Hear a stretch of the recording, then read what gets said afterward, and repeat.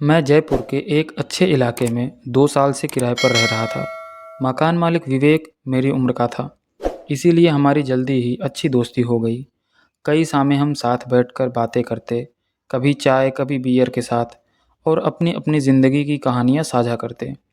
विवेक की पत्नी अरुंधति को मैंने हमेशा दूर से ही देखा था। एक शांत, सुलझी हुई और जिम्मेदार महिला जो घर को पूरी जिम्मेदारी की तरह संभालती थी। विवेक और अरुंधति की शादी को कई साल हो चुके थे, लेकिन उनके पास संतान नहीं थे। ये बात मैंने कई बार विवेक की आंखों से महसूस किया था। एक अधूरापन जो हर बातचीत के पीछे कहीं न कहीं मौजूद रहता। एक शाम विवेक मेरे कमरे में आया। उसका चेहरा थका और उदास था। मैंने पूछा क्या हुआ, तो वह चुप रहा। थोड़ी देर बाद उसने बताया, हमने कई साल से कोशिश की, लेकिन बच्चा नहीं हो सका। डॉक्टर ने कहा अरुंधति में कोई कमी नहीं, समस्या मुझ में है। उसकी आवाज़ धीमी थी, जैसे ये स्वीकार करना भी उसके लिए कितना मुश्किल हो। अब एक ही रास्ता था, स्पर्म डोनेशन। विवेक ने मेरी ओर देखा और कुछ सोच रहा हो, फिर बोला, मैं किसी अनजान इंसान पर भरोसा नहीं कर सकता। मैं चाहता हूँ कि तुम मदद करो। पहले तो मैं चौंक गया। यह कोई मामूली बात नहीं थी।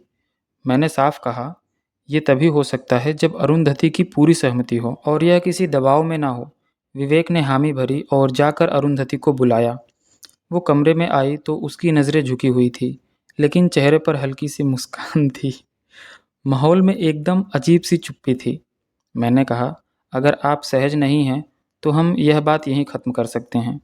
उसने बिना घुमाए कहा, हम दोनों ने सोच समझकर फैसला लिया है। मैं किसी कृत्रिम प्रक्रिया यानी मशीनों द्वारा बच्चा पैदा करना में भरोसा नहीं करती।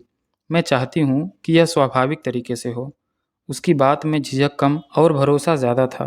हमने तय किया कि यह प्रक्रिया लगातार कुछ दिनों तक होगी, ताकि सफलता की संभावना बढ़े। विवेक ने शहर से थोड़ी दूर एक होटल बुक किया, ताकि हम बिना किसी दखल के समय बिता सकें। पहले दिन होटल में माहौल थोड़ा औपचारिक था और संकोच भरा था, लेकिन जब हमने एक दूसरे की आंखों में देखा, तो धीरे धीरे वह संकोच टूटने लगा। उसने मेरा हाथ थामा। उस स्पर्श में कोई जल्दबाजी नहीं थी, बस एक साफ इरादा था। हमने समय लिया एक दूसरे के साथ सहज होने के लिए। उसके चेहरे पर हल्की सी मुस्कान, उसकी धीमी सांसें और मेरा उसके करीब खिंचना